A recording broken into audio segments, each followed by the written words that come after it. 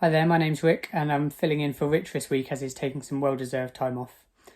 The subject I've chosen for our series of videos this week is called There's Power in the Blood. And I've noticed in hymns, you probably have too, that in most of them there's some mention of blood. Have you been cleansed by the blood of the Lamb? Have you been to the fountain of blood and all this? And the idea of blood sacrifice is all over the Bible. And at first glance, this seems so alien and potentially even offensive to our culture, doesn't it? This idea of blood sacrifice everywhere.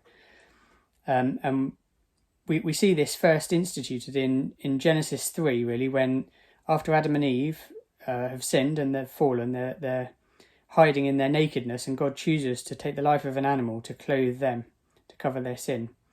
And as the time went on, as the law was given, in Leviticus, the Jewish people were prescribed in minute detail how they were to slaughter and offer the animals. It was part of the daily life in Israel, in the tabernacle and then later in the temple. Why? Well, in the New Testament, in the book of Hebrews, it says clearly that without the shedding of blood, there is no remission of sins. And the rest of the New Testament goes on to make it clear that the whole sacrificial system was really pointing to Jesus and the Messiah, and what his sacrifice would ultimately achieve for us as he was scourged and then crucified. And we can see how this relates specifically to the Passover meal as well in the timing of it. That's perhaps something to look into in more detail another time. Part of the prescribed law in the Old Testament forbade people from drinking the blood. They were to offer the animals, but they were to be, before the animals were consumed, they were to be drained of blood, because it says that their life is in the blood.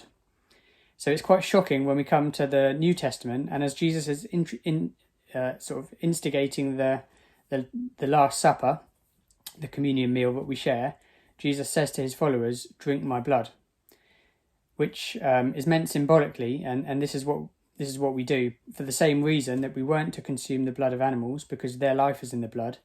We are to with Jesus because his life is in the blood, and we take his life symbolically into ourselves. And so we're going to spend some time this week just looking at some illustrations that I hope are going to help us to grasp what that means really, and some of the benefits that we gain by sharing in the blood of Jesus.